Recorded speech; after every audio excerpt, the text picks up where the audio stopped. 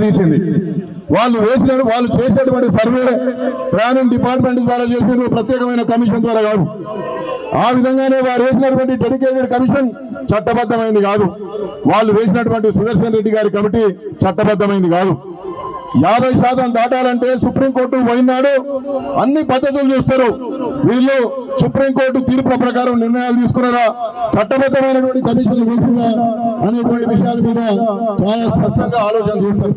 ఇవాటి వరకు రేవంత్ రెడ్డి గారు చేసిన ఈ ప్రభుత్వం చేసినటువంటిది ప్రతిదీ ఉండే బీసీలకు మోసం చేసే ప్రయత్నమే చేస్తున్నారు, బీసీలకు అన్యాయం చేసే ప్రయత్నమే చేస్తున్నారు. కామారెడ్డి డిక్లరేషన్ లో ఇచ్చినటువంటి ఒక్క హామీని నిలబెట్టుకోలేదు. 42% నిలబెట్టుకోవడానికి ఒకనాడు బిల్లులని డ్రామా చేస్తారు, ఒకనాడు ఆర్డినెన్స్ అని డ్రామా చేస్తారు, ఒకనాడు న్యాయ నిపుణులతో చర్చలు జరుపుతున్నామని డ్రామాలు చేస్తారు. ఇక రేవంత్ రెడ్డి గారు మీరు డ్రామాలు బంద్ చేయండి. ఇవాళ జాతీయ బీసీ సంక్షేమ సంఘం అధ్యక్షుడు ఆర్ కృష్ణయ్య గారు సత్యాగ్రహ దీక్ష మొదలుపెట్టాడు. ఇది కేవలం ఇక్కడితో అంతమైంది కాదు, ఇది రాష్ట్రం అంతా కూడా పోతుంది. అన్ని రాజకీయ పార్టీలకు సంబంధించినటువంటి ప్రముఖులందరూ కూడా ఇవాళ ఏకగ్రీవంగా మీ ప్రభుత్వానికి సపోర్ట్ చేస్తున్నప్పుడు మీరు అఖిలపక్షం తీసుకుపోయారు. మీ కాంగ్రెస్ పార్టీ ప్రచార కార్యక్రమంగా మీరు చేస్తారు, మీ క్వశ్చనర్ కూడా మీ ప్రచార కార్యక్రమంగా చేస్తారు. కాబట్టి ఇవాళ మేము అంటున్నది ఏంటంటే మీ రాజకీయ డ్రామాలు బంద్ చేయండి, మీ రాజకీయ డ్రామాలు బంద్ చేయండి. బీసీలకు న్యాయం చేయడానికి చట్టబద్ధంగా మీరు 42% రిజర్వేషన్లు ఇచ్చేటటువంటి విధంగా ముందుకు రావాలని చెప్పి ఈ వేదిక డిమాండ్ చేస్తా ఉన్నది. మీరు పార్టీ టికెట్లు ఇస్తానని మోసపూరితమైన ప్రకారం చేయకండి. మీరు పార్టీ టికెట్లు గ్రామ పంచాయతీలో ఎట్లు ఇస్తారు? గ్రామ పంచాయతీలో బీఫామ్లు ఉంటాయి కదా. కాబట్టి చట్టబద్ధంగా అనేటువంటి పద్ధతుల్లో పోతే బీసీలకు అన్యాయం జరుగుతుంది కాబట్టి ఖచ్చితంగా చట్టబద్ధమైనటువంటి పరిస్థితుల్లో పోండి. కోర్టు ఎవరు కేసు వస్తున్నా మేము చూసుకుంటాం, వాళ్ళంతా చూస్తాం. కానీ మా బీసీలకు మోసం చేసే ప్రయత్నం ఈ రాష్ట్ర ప్రభుత్వం చేయొద్దని మీరు ఈ వేదిక సత్యాగ్రహ వేదిక ఈ రాష్ట్ర ప్రభుత్వాన్ని డిమాండ్ చేస్తా ఉన్నది. 42% చట్టబద్ధంగా స్థానిక సంస్థల్లో విద్యా ఉద్యోగ రంగాల్లో ఇచ్చేంత వరకు రోజు రోజుకు ఈ ఉద్యమం ముందుకు సాగుతుందనేటువంటి విషయాన్ని మనవి చేస్తూ ఇప్పుడు మల్కాజ్గిరి పార్లమెంట్ సభ్యులు మనందరి నాయకుడైనటువంటి గౌరవ శ్రీ ఈటల రాజేందర్ కోరుతున్నాం. పద్ధతులన్నీ చేస్తున్నామని చెప్పారు, ఇవాళేమో కేంద్ర ప్రభుత్వం సహకరిస్తలేదని చెప్పారు. కాబట్టి ఇవాళ మేము అనేది ఏంటంటే మీరు రాష్ట్రపతి గారి దగ్గరికి పంపినప్పుడు చట్టబద్ధమైన కమిషన్లతో నివేదికలు చేయలేదు, ఆ విధంగానే చట్టబద్ధమైన కమిషన్ ద్వారా సర్వే చేయలేదు.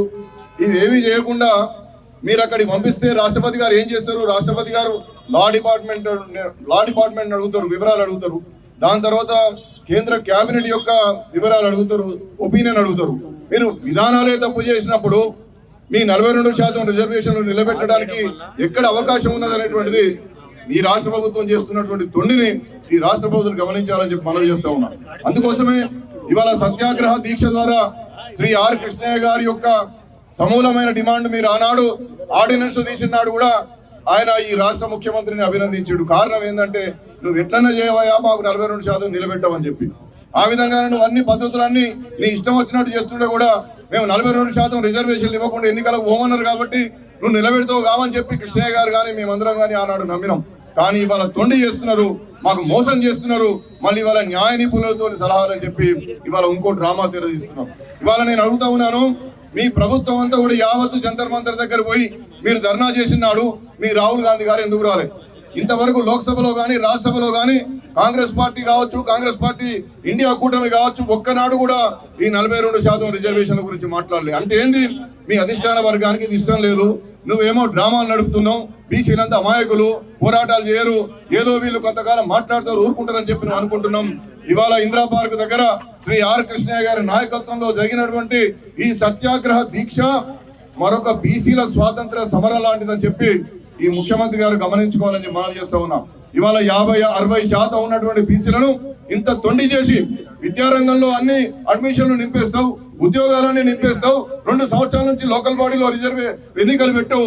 ఇవాళ 42% కేంద్రం ఒప్పుకుంటలేదని చెప్పి మాటలు మాట్లాడుతావు. ఎందుకు ఒప్పుకోదు? నువ్వు కరెక్ట్ ఉంటే ఇవాళ తమిళనాడులో సాధ్యమైంది, ఇతర రాష్ట్రాల్లో సాధ్యమైంది, మరి మన రాష్ట్రంలో ఎందుకు సాధ్యం కాదు?